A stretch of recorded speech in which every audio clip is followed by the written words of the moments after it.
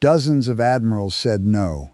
Not because they were cowards, because every one of them understood what waited at Pearl Harbor in December 1941, a graveyard of battleships, a demoralized fleet, a furious nation demanding someone to blame. Whoever took command would inherit a war already half lost, with no margin for a second mistake. Historians would later give it a name, the poisoned chalice, and one by one, the most decorated men in the United States Navy quietly made sure it never landed on their desk. So President Roosevelt turned to a man almost nobody had heard of, a rear admiral who ran a personnel office in Washington, a submariner who had once run a destroyer aground and been court-martialed for it. Not a warrior, a bureaucrat. The Navy brass thought Roosevelt had lost his mind. On Christmas morning, 1941, that man stepped off a flying boat at Pearl Harbor still wearing a civilian suit and looked out over a harbor choked with wreckage and burning oil. What he saw in the ruins, what almost no one else could see, would rebuild the Pacific Fleet from nothing and change the course of the war within 6 months. His name was Chester Nimitz. This is why every other admiral refused and why he did not. The morning of December 7th, 1941, begins the way every Sunday morning begins at Pearl Harbor. Church bells are being tuned for the 9 o'clock service. Sailors sleep off Saturday night in swaying hammocks below decks, the smell of coffee starting to drift up from the galleys. Officers' wives are laying out breakfast in quiet base housing, while their husbands sleep in, radios tuned low to a Honolulu station playing Sunday morning hymns. Battleship Row stretches along Ford Island like a monument to American power. 8 of the mightiest warships ever built, anchored in a neat, gleaming line, their gray hulls catching the first full light of a tropical morning. Arizona, Oklahoma, West Virginia, California, Nevada, Tennessee, Maryland, Pennsylvania. For 40 years, American naval doctrine has held one truth to be self-evident. No enemy fleet could ever reach these waters undetected. Pearl Harbor is the fortress. It is the reason 8 battleships and thousands of men can sleep without fear on a Sunday morning 3,000 miles from the nearest hostile coastline. It is the reason a 17-year-old seaman on Arizona's deck that morning is thinking about breakfast, not battle. At 7:55, that certainty ends forever.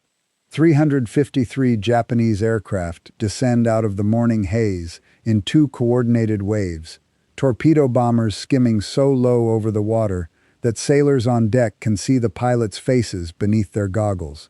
For one long, disbelieving moment, men on the decks below simply stand and watch, unable to process what their eyes are telling them.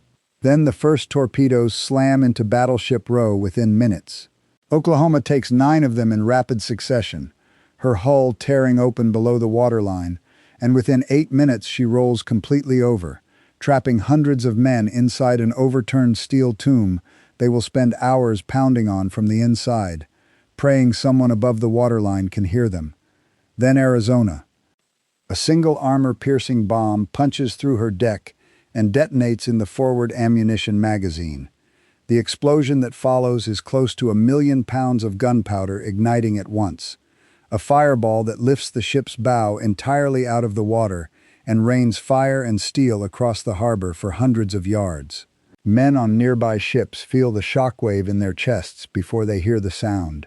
1,177 men die in that single blast, more American sailors than would die in some entire naval campaigns of the war still to come. Many of them are never found. Arizona will not be raised. She will not be repaired. She becomes, in the span of 9 seconds, a mass grave that still holds her crew today, oil still seeping from her wreck decades later, as if the ship itself has never stopped bleeding. By the time the second wave finishes its work, in under 2 hours, the most powerful naval base in the Pacific Ocean has ceased to exist as a fighting force. 5 battleships rest on the harbor floor. 3 more are crippled beyond immediate use. 188 American aircraft lie in twisted, burning wreckage on the ground, destroyed before most of them ever had a chance to leave the tarmac. 2,403 Americans are dead. It is, up to that morning, the worst single day in the history of the United States Navy, and the harbor itself will not stop burning until well after nightfall. The men who survive spend that afternoon and the days after, pulling bodies from oil-slicked water, listening to muffled hammering from inside Oklahoma's overturned hull that grows fainter each day until finally, on the fourth day, it stops. Rescue crews will cut through her bottom and free 32 men alive. Hundreds of others will not make it, and for weeks afterward, divers will still be pulling the dead from compartments that never flooded. Men who suffocated slowly in air pockets while rescue crews worked as fast as human hands could cut through steel. In Washington, the response is immediate, and it is not gentle.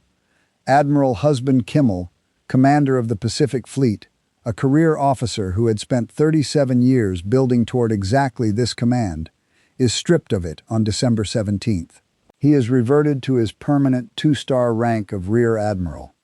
Those who know him describe a man who has aged a decade in 10 days, who walks the wreckage of his own fleet each morning before the investigators arrive, searching for an answer to a question that will follow him for the rest of his life. The investigations begin almost before the wreckage stops smoking, the first of what will eventually become 9 separate inquiries spanning the rest of his life. Kimmel will spend the next quarter-century trying to clear his name. He will never fully succeed. History will argue about his guilt for generations, but on the afternoon he is relieved, none of that matters yet. What matters is a simpler, more brutal fact. The United States Navy has lost its Pacific Fleet, and it currently has no one in command of what remains. Vice Admiral William Pye takes over as acting commander, a caretaker holding a position no one wants to hold permanently, aware that every decision he makes in these weeks will be measured against a disaster that has already happened once. His first major decision will define the mood of those first desperate weeks. A relief force has been steaming toward Wake Island, a tiny American garrison under Japanese siege in the Central Pacific, close enough that reinforcement might still be possible. Pye considers the risk of exposing what remains of the fleet, weighs it against the cost of losing the island, and orders the relief force to turn back. It is a defensible decision on paper, made by a cautious man in an impossible position. It feels, to the men making it, and the men who will judge it later, like surrender. Wake Island falls to Japanese forces on December 23rd. The garrison, outnumbered and out of ammunition, fights until it physically cannot fight anymore, and news of its fall lands in Washington like one more stone added to a weight that is already crushing. It is not an encouraging start. In the officers' clubs and mess halls across Oahu, men who 2 weeks earlier had trusted their own leadership without question now find themselves second-guessing every order that comes down from the acting commander's office, and Pye himself, aware of the whispers, grows more cautious rather than less, which only deepens the sense among the ranks that Pearl Harbor has not yet stopped losing.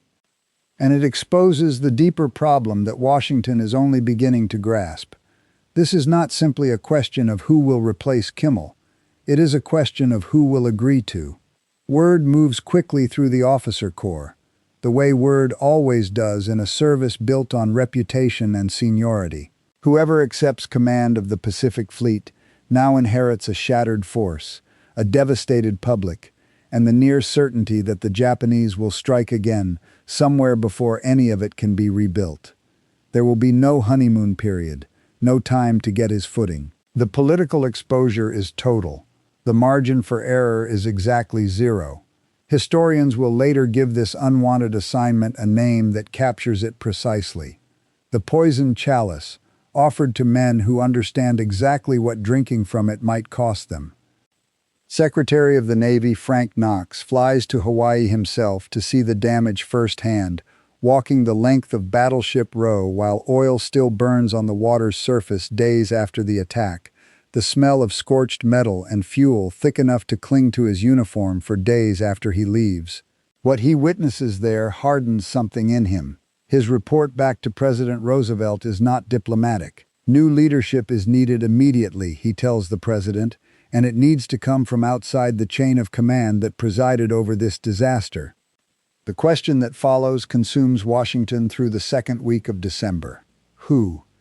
It is not an easy question, and it is not one that can be answered by simply reaching for the next name on a seniority list. The obvious candidates, men with decades of surface warfare experience, men who have commanded battleship divisions and carrier groups, are examined one at a time and quietly set aside. Some are judged too cautious for a moment, that demands aggression. Others are too closely tied, by friendship or by chain of command, to the officers already under investigation. A few are simply the wrong temperament for a command that will require rebuilding an institution from its foundations while an enemy fleet prowls unopposed across half an ocean. Behind closed doors, more than one flag officer quietly makes clear, through friends, through intermediaries, through carefully worded silence, that he would rather not be considered at all. Frank Knox works through the list at his desk in Washington, with the same grim determination he brought to Pearl Harbor's wreckage, and the name that keeps rising to the top surprises almost everyone who hears it. It does not belong to a carrier admiral or a battleship commander. It belongs to a quiet, gray-haired rear admiral, currently running a personnel office, a man most of the American public has never heard of, and most of the Navy's fighting admirals regard, if they think of him at all, as an administrator rather than a warrior. No one yet knows how much that assessment is about to be proven wrong.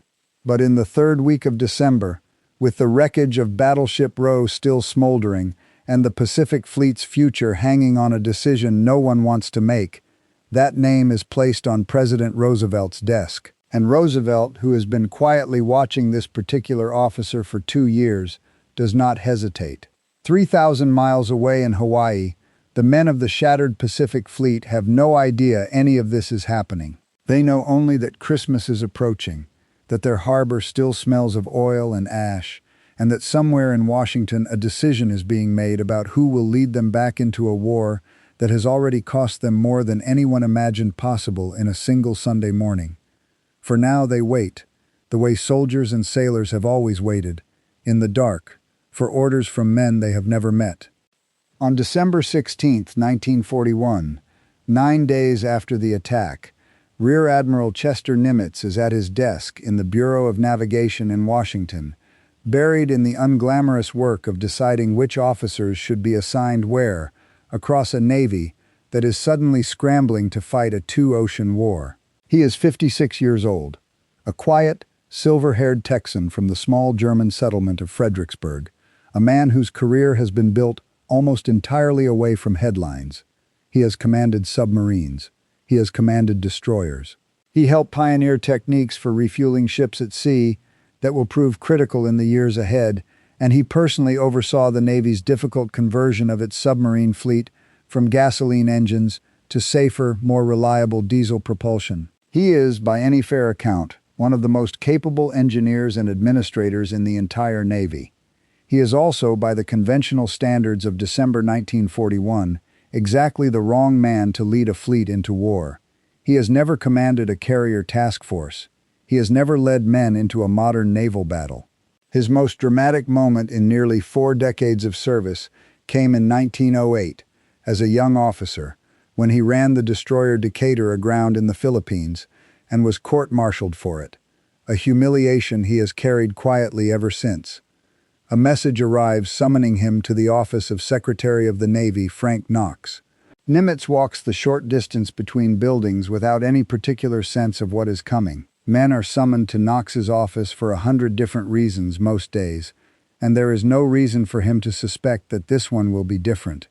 Knox does not ease into it. The Pacific Fleet needs a new commander, he tells Nimitz. President Roosevelt has chosen him. The appointment is effective immediately. By every account from men who were there or who spoke with Nimitz afterward, his reaction is not enthusiasm. It is something closer to quiet, controlled alarm. Dozens of admirals senior to him remain on active duty, men with more command experience, more combat seasoning, more claim by tradition and seniority to exactly this post. The Chief of Naval Operations, Admiral Harold Stark, has doubts about the choice, doubts he does not fully hide. And a new appointment is coming that will make Nimitz's position even more precarious. Admiral Ernest King, a famously hard, unsentimental officer about to be named Commander-in-Chief of the United States Fleet, considers Nimitz a desk admiral, a peacetime bureaucrat who has spent the war so far shuffling paperwork while other men have already tasted combat. King's skepticism will not soften quickly. It will take the better part of a year and considerable results before he fully trusts the man Roosevelt has chosen. But Roosevelt is not building his decision on a seniority list, and he is not interested in what looks correct on paper. He has been quietly watching Chester Nimitz for 2 years, ever since Nimitz, then running the Bureau of Navigation, proved himself in meeting after meeting to be sharp, unflappable, and precise under pressure that would have unsettled far more celebrated men. There is a story that circulates quietly among those who know both men well. In early 1941, months before the attack, Roosevelt had actually offered Nimitz command of the Pacific Fleet outright. Nimitz turned it down. He told the president he did not want to leap over the heads of dozens of officers senior to him, that doing so would damage morale and violate a tradition he believed in. It was, at the time, viewed as an act of humility and institutional loyalty. By December of 1941, with the fleet in ruins and desperate for a man untouched by the disaster, that same decision looks less like modesty and more like fate quietly arranging itself. What Roosevelt sees in Nimitz is not charisma, it is a pattern. He sees a man who has personally commanded vessels ranging from small submarines to full-sized battleships, who understands supply chains and fuel logistics and personnel management as thoroughly as he understands naval tactics, who has spent an entire career solving unglamorous problems that other officers considered beneath their ambition. Above all, Roosevelt sees a builder, and in December 1941, with the Pacific Fleet's battleship force sitting broken on the harbor floor, what the Navy desperately needs is not another fighter eager for glory. It needs someone capable of taking a broken institution, a demoralized officer corps, a panicked public, and a scattered, half-functioning collection of ships, and slowly, patiently turning it back into a force capable of winning a war. The American press, when the appointment becomes public, is not impressed. The public wants a fighter, a swaggering, aggressive commander who radiates vengeance for Pearl Harbor. Roosevelt has given them a soft-spoken Texan who once ran a diesel engine school, whose only brush with public infamy was a court-martial 3 decades earlier for grounding a destroyer as a young officer. Navy brass in Washington voice their doubts in private conversations that do not stay entirely private. Nimitz is aware of all of it. When he raises his concerns to Roosevelt directly, worried aloud about jumping over so many senior officers and about the scale of what is being asked of him, the president's answer is simple, almost dismissive of the entire debate. "Get out there," Roosevelt tells him, "and don't come back until the war is won."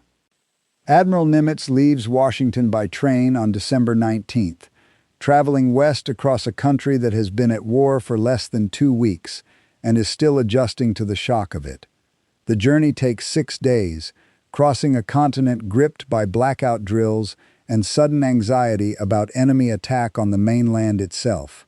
He reaches the West Coast and boards a PB-2Y Coronado flying boat for the final leg of the journey to Hawaii, watching from a small window as the endless gray Pacific unrolls beneath him, an ocean that in a matter of months will become the largest battlefield in human history.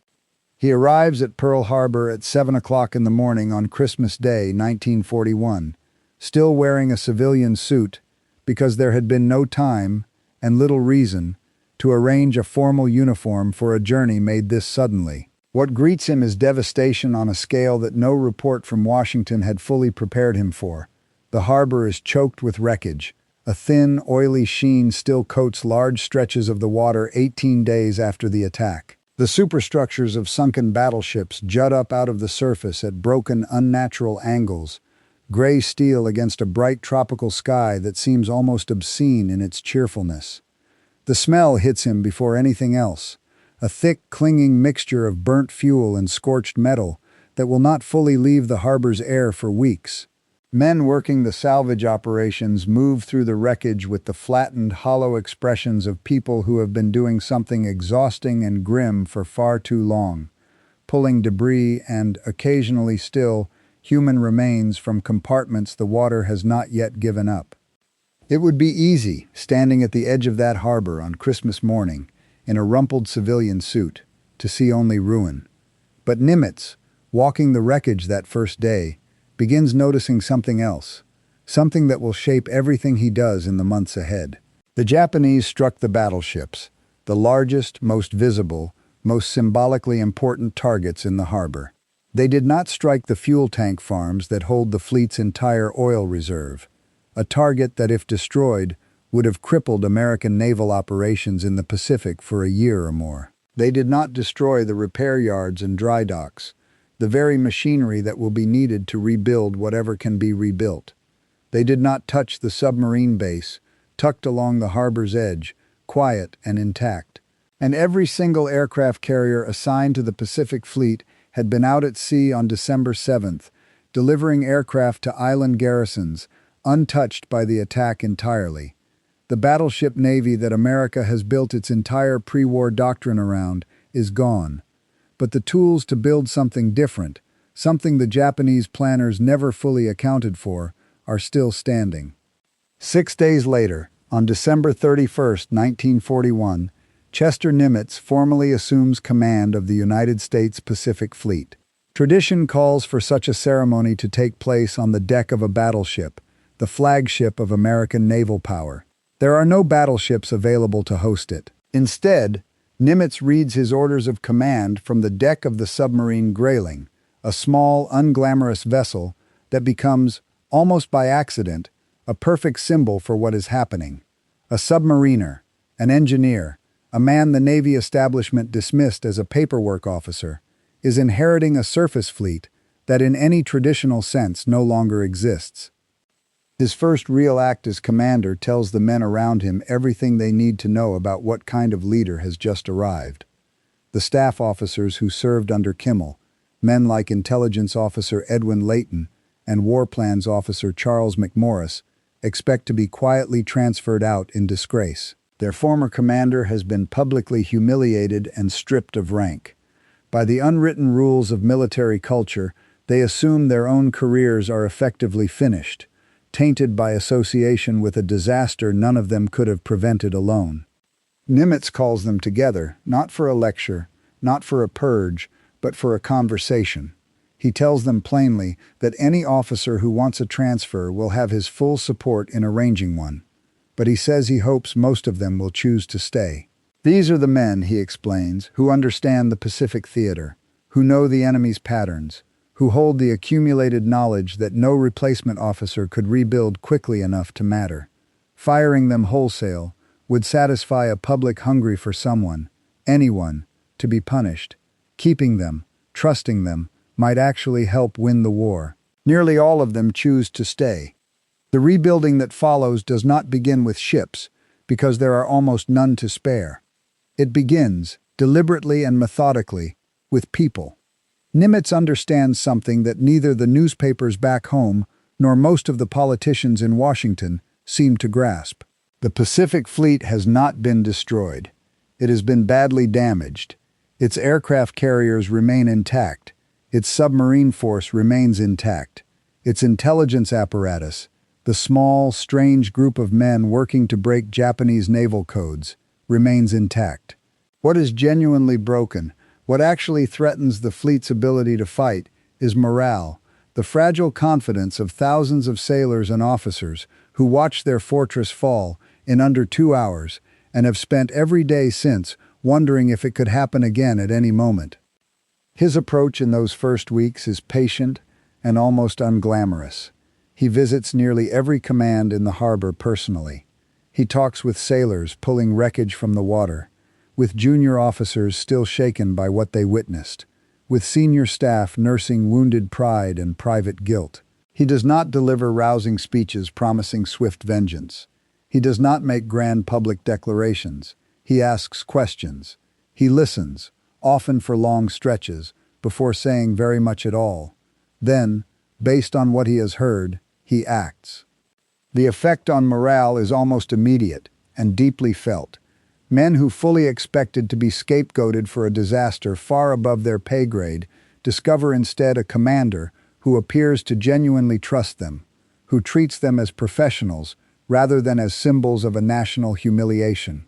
Slowly, unevenly, the Pacific Fleet begins to function again, not as the battleship-centered force it had been on December 6th, but as something new, something built instead around aircraft carriers, submarines, and an intelligence operation that almost nobody outside a small basement room even knows exists. That intelligence operation proves its worth faster than anyone in Washington expects. Lieutenant Commander Joseph Rochefort leads a small, unconventional unit known as Station Hypo, working to break into the Japanese Navy's operational code, designated JN-25. Rochefort himself is something of a legend even before Midway, an eccentric, brilliant officer who works for days at a stretch in a windowless basement room, often in a bathrobe instead of a uniform, sleeping in short bursts on a cot when exhaustion finally overtakes him. He is, by the account of nearly everyone who worked alongside him, one of the finest cryptanalysts to ever serve in American military history, a man capable of holding enormous, fragmentary puzzles of intercepted signal traffic in his head for weeks, while patterns slowly emerge. Nimitz does something that a more conventional, more cautious commander might not have dared to do. He places enormous trust in Rochefort's analysis, even when it conflicts directly with assessments coming out of Washington. In the spring of 1942, Rochefort's team begins picking up fragments suggesting the Japanese are planning a massive offensive aimed at a target their intercepted messages refer to only by the code letters AF. Rochefort becomes convinced AF refers to Midway Atoll. Naval intelligence analysts in Washington disagree, arguing the true target is more likely to be the west coast of the United States, or Hawaii itself, or the Aleutian Islands to the north. The disagreement is not a minor bureaucratic dispute. An entire fleet, and quite possibly the outcome of the war in the Pacific, hinges on guessing correctly. To settle it, Rochefort's team arranges for Midway's garrison to send a message, deliberately unencrypted, complaining that its freshwater distillation equipment has broken down. Within days, Japanese signal traffic intercepted by Station Hypo references a water shortage at AF.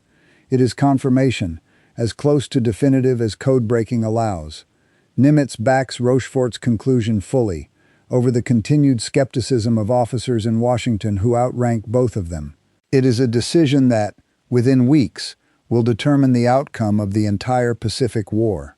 As the Midway operation takes shape in the final weeks of May, Nimitz faces one more decision that reveals the same instinct he showed with Leighton and Rochefort. Vice Admiral William Halsey, the aggressive, well-known carrier commander who would normally lead the American task force into this battle, is hospitalized with a severe skin condition just as the fleet prepares to sail, a small, almost absurd medical detail that threatens to remove the Navy's most experienced carrier fighter from the single most important battle of the war so far. From his hospital bed, Halsey recommends his own replacement, Rear Admiral Raymond Spruance, a capable, methodical cruiser commander who has never in his career commanded a carrier task force and has no personal background in naval aviation at all. On paper, it is a strange, even reckless choice, promoting an officer with no carrier experience into command of the fleet's most critical carriers days before the largest naval gamble of the war. Nimitz, who barely knows Spruance personally, approves the appointment anyway, trusting Halsey's judgment and the pattern he has already established with every other appointment since Christmas morning. He chooses the officer he judges best suited to the moment, not the one with the most conventional credentials, and lets the results speak for themselves. June 4, 1942. Exactly 6 months after Chester Nimitz took command of a fleet that Washington had all but written off, the Battle of Midway begins. Admiral Isoroku Yamamoto has assembled the largest Japanese naval force gathered since the Pearl Harbor Strike Force itself. 4 fleet aircraft carriers, 7 battleships trailing behind as a heavier reserve, and more than 200 carrier aircraft, in a plan designed to lure the remaining American fleet into a decisive trap and annihilate it once and for all. Japanese naval intelligence, still working from outdated assumptions, believes the Americans have only 2 operational aircraft carriers left in the entire Pacific. They are wrong. Nimitz has 3. The carrier Yorktown, badly damaged barely a month earlier at the Battle of the Coral Sea, has been repaired in an extraordinary 72-hour marathon effort at the very same Pearl Harbor shipyard that Japanese bombers failed to destroy back in December. And because of Rochefort's work, Nimitz already knows, with unusual confidence, almost exactly where Yamamoto's fleet is heading and when it will arrive. The ambush that unfolds at Midway is not the one Yamamoto planned. It is Nimitz's. In roughly 5 minutes on the morning of June 4th, American dive bombers launched from Enterprise and Yorktown strike 3 Japanese fleet carriers in rapid succession. Akagi, Kaga, and Soryu are all burning within minutes of one another, their flight decks crowded with fully fueled, fully armed aircraft that turn each ship into an uncontrollable inferno, black smoke climbing thousands of feet into the clear Pacific sky, visible for miles across open water. Sailors aboard nearby Japanese destroyers watch in stunned silence as ships that had seemed invincible only minutes earlier become floating pyres, secondary explosions tearing through their hulls as stored bombs and torpedoes cook off in the heat. The 4th carrier, Hiryu, launches a furious counterattack that damages Yorktown severely, but by the end of that same day, American aircraft find and destroy Hiryu as well. By the time the Battle of Midway ends, Japan has lost all 4 of the fleet carriers it brought to the battle, a heavy cruiser, 248 aircraft, and more than 3,000 men, including a disproportionate number of Japan's most experienced naval aviators. The strategic implications are immediate and permanent. Japan's carrier strength, built up over decades and impossible to quickly replace, is shattered in a single day. The experienced pilots lost in the flames over Midway cannot be replaced either, not in any meaningful time frame, because Japan's pilot training system is too slow, too rigid, and too small to produce new aviators of comparable skill fast enough to matter. The strategic initiative in the Pacific War, which Japan had held completely since the morning of December 7th, passes permanently into American hands. In Washington, the doubters fall silent almost overnight. Admiral Ernest King, who had dismissed Nimitz as a desk admiral only months earlier, watches the results of Midway arrive in intelligence reports and understands immediately what has happened. Nimitz has not simply won a single battle. He has in 6 months rebuilt a fleet that experts had privately written off, placed enormous trust in an eccentric codebreaker working out of a basement, positioned his forces with a precision that bordered on prophecy, and delivered what will come to be remembered as one of the most decisive naval victories in modern military history. He accomplished it with a force that, on the morning of December 25, 1941, had consisted of little more than smoke, wreckage, and demoralized survivors. Back at Pearl Harbor, the news of Midway spreads through the harbor in a way that feels entirely different from the news that arrived 6 months earlier. Sailors who once walked past the wreckage of Battleship Row with their eyes down now gather around radio sets and bulletin boards, reading and rereading casualty figures that, for the first time since the war began, belong to the enemy rather than to them. Men who buried friends in the days after December 7th, who spent Christmas of 1941 wondering whether the war was already lost before it had properly begun, allow themselves, cautiously, to believe that something has genuinely turned. Nimitz himself, by every account from those closest to him, does not celebrate. He receives the reports quietly, at his desk, the same way he has received every report since Christmas morning, already turning his attention to the next problem, the next campaign, the long, grinding road that still stretches ahead of them across thousands of miles of open ocean toward Tokyo. For Kimmel, watching from the sidelines of a career that has already ended, the news of Midway carries a different weight entirely, a bitter reminder of how quickly fortunes in the Pacific can turn once given the right combination of resources, timing, and leadership willing to gamble on intelligence that Washington itself doubted. For Pai, who made the cautious call that let Wake Island fall, it is a quiet vindication of nothing and an indictment of everything, proof that boldness, backed by good information and quiet trust in subordinates, could have changed outcomes that caution alone never would. Midway does not end the war. It only ends the possibility that Japan might win it outright, and the 3 years that follow are still long, brutal, and expensive in ways that no single battle, however decisive, could ever fully account for. Through the second half of 1942, Nimitz commits the rebuilt Pacific Fleet to Guadalcanal, a grinding 6-month campaign fought in malarial jungle and shark-infested straits that will cost thousands of American lives before the island is finally secured. It is followed by the slow, methodical grind through the Solomon Islands, and then the beginning of what strategists come to call the island-hopping campaign, a deliberate, patient strategy of seizing key positions while bypassing others, stretching Japan's supply lines past their breaking point, one island at a time. It is a campaign built entirely on the same instincts Nimitz brought to Pearl Harbor on Christmas morning 1941: logistics, patience, and a refusal to waste men chasing objectives that do not serve the larger strategy. The fleet under his command grows at a pace that would have seemed unimaginable to the men standing amid the wreckage of Battleship Row in December 1941.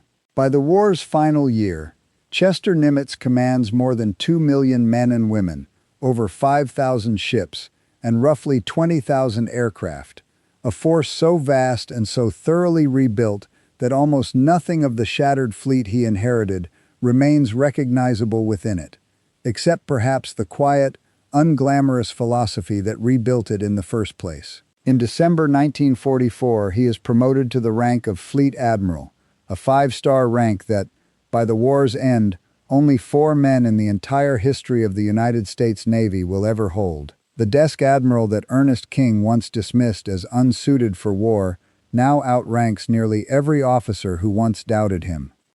By 1945, the men who served under him, many of them the same junior officers who once expected to be quietly purged along with Kimmel's reputation, have watched Nimitz age visibly under the weight of nearly 4 years of continuous command, his hair turning fully white, his manner no less quiet than it had been on that first Christmas morning, but carrying now the settled authority of a man who has been proven right at every major turning point of the war. He has buried friends and subordinates by the thousands, signed off on campaigns that cost tens of thousands of American lives, and carried each of those decisions with the same private, undemonstrative composure that unsettled Washington in December 1941, and that his own sailors eventually came to trust more than they trusted almost any other quality in a wartime commander. The war in the Pacific ends, fittingly, not with a speech from Nimitz but with his signature. On September 2, 1945, aboard the battleship USS Missouri anchored in Tokyo Bay, Fleet Admiral Chester Nimitz signs the Japanese Instrument of Surrender as the official representative of the United States. One signature among several from the Allied powers, but the one belonging to the man who had arrived at Pearl Harbor 3 years and 9 months earlier in a borrowed civilian suit, standing at the edge of a harbor that most experts believed America might never recover from. He signs it the same way he accepted his original command, quietly, without ceremony beyond what protocol strictly requires, standing on the deck of a ship in a harbor far from the small Texas town where he was born. For years afterward, historians and journalists return again and again to the same question, the one that Washington itself struggled with in December 1941. Why Nimitz? Dozens of admirals outranked him at the time of his appointment. Many had more combat experience. Several had already led carrier task forces into battle. At least one of them, William Halsey, would go on to prove himself one of the most aggressive and celebrated fleet commanders in American military history. Roosevelt passed over every one of them and chose instead the personnel administrator, the man who had spent the years before the war quietly managing which officers went where. The easy explanation, the one most often repeated, is that Nimitz was simply untainted by the Pearl Harbor disaster, a clean name in a Navy suddenly desperate for one. That explanation is true, but it is incomplete, and it misses the deeper judgment Roosevelt was actually making. The problem facing the Pacific Fleet in December 1941 was never primarily tactical. It was institutional. The fleet did not need a warrior eager to avenge Pearl Harbor with aggression alone. It needed someone capable of taking a broken organization, shattered morale, destroyed ships, demoralized crews, and a panicked command structure, and quietly, systematically rebuilding all of it into something capable of winning a war that would ultimately stretch across half the globe. That is not, in the end, a task suited to a warrior poet. It is a task suited to an engineer, a builder, a man who has spent decades solving unglamorous problems that other, more celebrated officers considered beneath them. Nimitz's approach stands in quiet, permanent contrast to the man he replaced. Kimmel had been a meticulous, hands-on commander, consumed with every detail of fleet readiness, respected by his subordinates for his intensity, but, by several accounts, exhausted by the same intensity that consumed him. When disaster came, Kimmel's tightly centralized style left little room for delegation, little margin for recovery, and almost no mechanism for absorbing a shock of the scale Japan delivered that Sunday morning. Nimitz operates almost in deliberate opposite fashion. He delegates authority readily, at times to a degree that makes officials in Washington visibly uncomfortable. He hands Raymond Spruance command of the carrier task force at Midway, despite Spruance having no carrier aviation background whatsoever. He keeps Edwin Layton on as his intelligence officer, despite Layton's association, however unfair, with the Pearl Harbor failure. He backs Joseph Rochefort's reading of Japanese intentions, when Washington's own analysts insist he is wrong. Any one of these decisions, made incorrectly, could have ended his career and quite possibly cost the Pacific War. Each one, instead, works. The pattern holds throughout the rest of the war. Nimitz consistently chooses the person he judges best suited to a task, regardless of politics, seniority, or conventional military wisdom. The same philosophy Franklin Roosevelt applied when he looked past dozens of more senior, more decorated officers and chose Nimitz himself on a difficult morning in December 1941. It is, in the end, the same gamble repeated at every level of command, and it keeps paying off.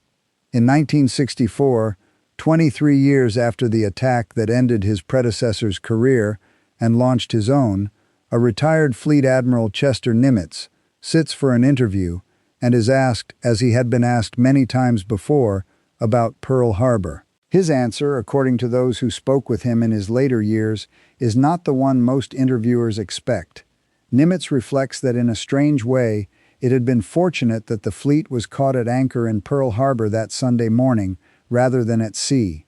Had Kimmel somehow known the Japanese were coming and sailed out to intercept them, he suggests, the American battleships, slower than the Japanese carriers, outgunned by their aircraft, and with no air cover of their own, would very likely have met Japan's carrier force in open ocean and been sunk there instead, in deep water, far from any hope of rescue.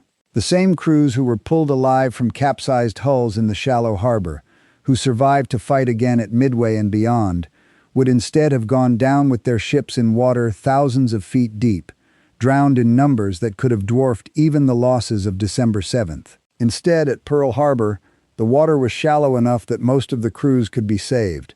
6 of the 8 battleships damaged that morning were eventually raised, repaired, and returned to active service. The submarine base, the fuel farms, the repair yards, all left untouched by Japanese planners focused entirely on capital ships, remained intact and ready to be used. And every aircraft carrier in the fleet had been at sea, spared entirely, on the one morning when their absence seemed like nothing but bad luck.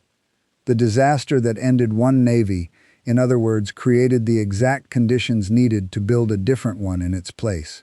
Chester Nimitz, the administrator that dozens of senior admirals effectively refused to become, the quiet Texan the American press dismissed, and the Navy establishment doubted, appears to have understood this truth more clearly, and far sooner, than almost anyone else standing at the edge of that burning harbor on Christmas morning in 1941. Whether any other officer on that long list of men who were considered and passed over, or who quietly made sure their own names never reached it, could have seen the same thing in the smoke and wreckage of Battleship Row is a question history has never been able to answer, and perhaps never fully will.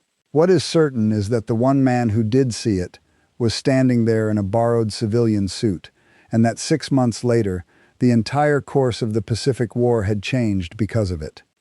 The 8 battleships that once lay in the mud of Pearl Harbor, the ones that American doctrine had built an entire pre-war navy around, are almost all gone from active service by 1945, replaced not by newer battleships but by carriers, submarines, and an intelligence apparatus that a handful of eccentric codebreakers built out of a windowless basement room. It is not the Navy Kimmel commanded, and it is not the Navy that dozens of admirals imagined they might one day lead. It is the Navy that a quiet, unremarkable rear admiral from a small German town in the Texas Hill Country built instead, out of wreckage, out of trust extended to men other officers would have discarded, and out of a willingness to gamble everything on the word of a man in a bathrobe working through the night in a basement, because he judged that man's judgment sound. Dozens of admirals said no to Pearl Harbor. History remembers instead the one man who was never asked to say yes, because almost no one thought to ask him at all, until the day nothing else was left to try.